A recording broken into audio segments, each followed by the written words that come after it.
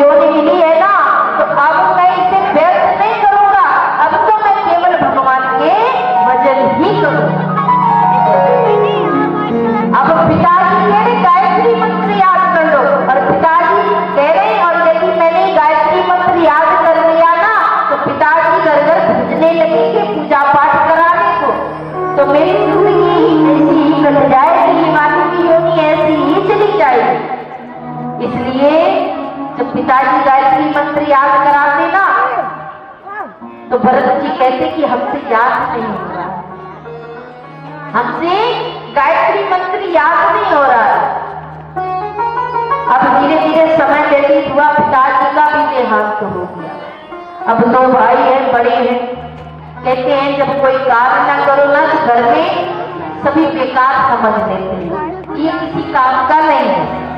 तो भरत जी के लिए भी कुछ ऐसे विचार थे सभी के कि किसी कार्य का नहीं, किसी काम का नहीं है, बेकार है। आदरणीय श्री सुखदेव जी महाराज कहते, राजन भरत जी एक दिन बैठे हुए थे, तो भाई ने कहा एक काम करो,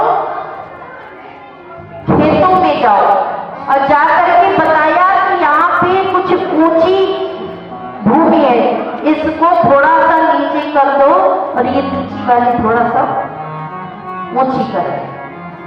भरत जी कहने लगे ठीक है। अब भाई बता करके चले गए। भरत जी ने उठाया फावड़ा, मन में सोचा काम बिगाड़ दे, तभी तो ये भगाए। कि भरत जी ने क्या किया कि जो ऊंची जमीन थी जिसे कहा था ऊंची करने को, उसको और ऊंचा कर दिया। अब जब भाई आए तो बड़ा क्रोध किया, कहने लगी बिल्कुल बेकार जड़ है, तब से उनका नाम जड़ भरत पड़ गया। बोले तू तो बिल्कुल जड़ है, कोई कार्य समझता ही नहीं है, तो तब से उनका नाम जड़ भरत पड़ गया। सुखदेव जी महाराज कहते राजन, अब इधर भरत जी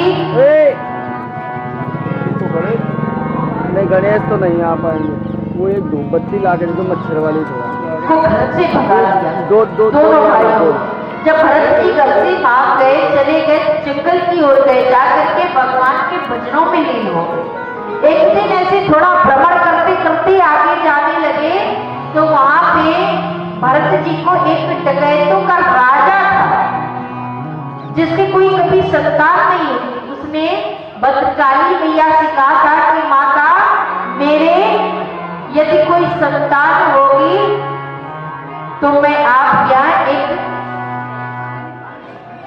बलि दूंगा, मनुष्य की बलि दूंगा। इस प्रकार से भद्रकाली मैया से कहा था। उसके यहाँ एक कन्या ने जन्म लिया, तो उसने मन में विचार किया कि कोई मनुष्य की बलि देनी चाहिए। तो अपने सैनिकों से कहा कि जाकर के किसी मनुष्य को पकड़ के लाओ। अब सैनिक जाते हैं, जाकर के पकड़ने के लिए कि कोई मनुष्य मिल जाए, उसे पकड़ के ले जाए। अब जब गए पकड़ने के लिए, तो सुखदेव जी महाराज कहते राजन कोई तो मिला नहीं, भरत जी फंस गए। सामने भरत जी मिल गए, तो जब भरत जी मिले तो मन में विचार किया यही हट्टे कट्टे चले आ रहे, इन्हें पकड़। तो भरत जी को पकड़ लिया, और जब भरत जी को पकड़ा तो भरत जी को लेकर के महल में गए। महल में लेकर के गए, बड़े सुंदर सा स्नान कराया, भरत जी को 56 प्रकार के भोजन कराए, पूजन इत्यादि किया। भरत जी का बड़ा मन में भरत जी को प्रसन्नता हुई कि चलो बड़े भाव के साथ इतना पूजन किया जा रहा है। और इसके बाद में भद्रकाली मैया के मंदिर में लेकर के आया। भरत जी ने सोचा हो सकता है माता के दर्शन के लिए आए हो, माता के दर्शन के प्रणाम किया। कहने लगे काम करो, क्या कहने लगे अपना जरा सर तो झुकाओ और तलवार निकाल ली। अब भरत जी ने सोचा पीछे ले आओ पंडित जी बैठे। अच्छा इसलिए इतना खिलाया पिलाया जा रहा था कि मेरे प्राण अब निकलने वाले। तो भरत जी को कोई फर्क नहीं पड़ा, भरत जी ने सर को झुका दिया, और जैसे ही सैनिक ने तलवार निकाली मारने का प्रयास किया, वैसे ही भद्रकाली मैया प्रकट हो गई। बोले भद्रकाली मैया की, भद्रकाली मैया प्रकट हो गई और सारे दुष्टों का संहार कर दिया। मैया ने सारे दुष्टों का, सारे सैनिकों का संहार कर दिया। अब जब मैया ने संहार कर दिया और जैसी भरत जी ने गर्दन उठाई, देखा चारों तरफ, तो जो मारने आए थे वही मरे पड़े। भरत जी चक्कर में पड़ गए। चलो कोई बात नहीं, भरत जी वहां से वापस आ गए। तो कहने का मतलब ये है कि जब भरत जी मरने वाले थे, जब लगा कि मेरे देह का त्याग होने वाला, तब भी कोई फर्क नहीं था, और जब प्राण बच गए तब भी कोई फर्क नहीं पड़ा। आदरणीय श्री सुखदेव जी महाराज कहते, राजन बैठो भैया, इस प्रकार से भरत ले ले ले जी ले ले ले ले ले ले ले ले ले ले। अब इधर भरत जी आगे थोड़ा सा और बड़े भ्रमण के लिए जाने लगे। तो जब थोड़ा सा आगे बड़े भ्रमण के लिए जा रहे थे, तो एक सौवीर देश के राजा नहुगण अपनी पालकी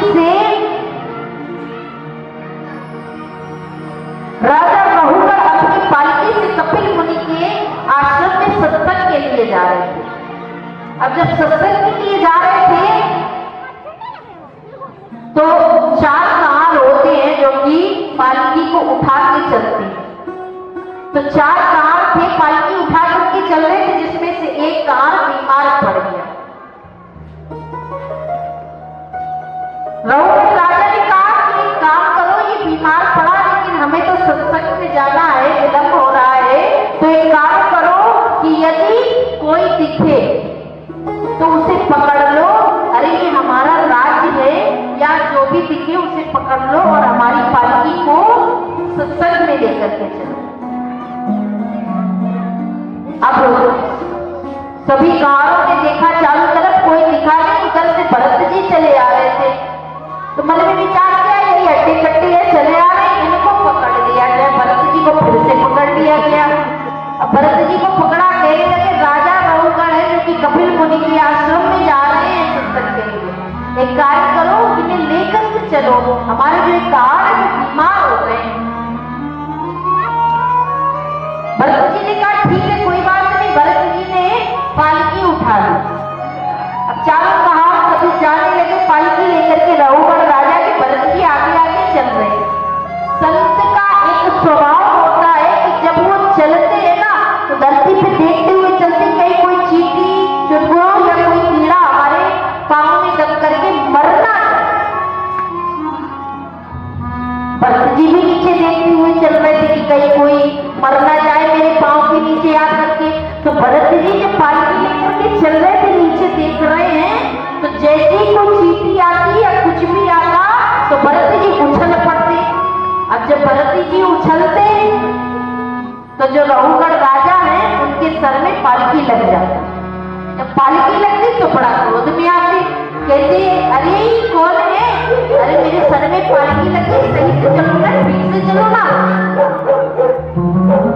फिर से थोड़ा सा आगे बढ़े, फिर से कर रहे, पता नहीं क्यों उछल उछल के चल रहे।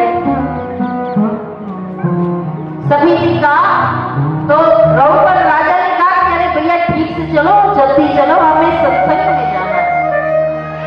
कोई बात नहीं, फिर से थोड़ा सा आगे बढ़े, फिर से कोई नीचे पांव के जैसे ही आता, तो फिर से भरत जी उछल पड़ते, और जैसे ही उछलते तो पालकी सर में लगती। अब की बात नहुगण राजा को बड़ा क्रोध आ गया। क्रोध में आकर के राजा ने कहा, कहने लगे कि तुम मानोगे नहीं ना, अरे मैं तुम्हें ऐसा दंड दूंगा ना कि मैं तुम्हारी चिकित्सा कर दूंगा, यमराज जैसा तुमको दंड दूंगा। इस प्रकार के क्रोध में आकर के बड़ी जोर से जाने लगे। अब महाराज भरत जी जो कि 40 वसंत हो गए जिन्होंने कभी अपने जवान से किसी से कुछ बोला नहीं जीवन में, आज भरत जी ने जवाब दिया, अरे राजन तुम मेरी क्या चिकित्सा करोगे, तुम मेरे शरीर को मारोगे लेकिन मेरी आत्मा को कोई कष्ट नहीं। तो मेरे शरीर को मारोगे ना, मेरी आत्मा को थोड़ी ना मारोगे। इस प्रकार से भरत जी ने जैसे ही कहा, नहुगण राजा ने मन में विचार किया कि ये कैसे कह रही, कौन है, क्या है। तो नहुगण राजा अपने पालकी से नीचे उतरे, और जैसे नीचे उतरे और देखा भरत जी को तो तन में यज्ञो पवित्र यानी जनेऊ पड़ा हुआ है, तो चरणों में गिर गए और कहने लगे, हे ब्राह्मण देवता हमें क्षमा कर, हे ब्राह्मण देवता हमें क्षमा करें, हमसे बड़ा अपराध हुआ, हम किसी से डरते नहीं, केवल ब्राह्मण के श्राप से डरते हैं। भरत जी कहने लगे, अरे महाराज इतने बड़े ब्राह्मण नहीं कि आपको श्राप दे दे, घबराओ नहीं,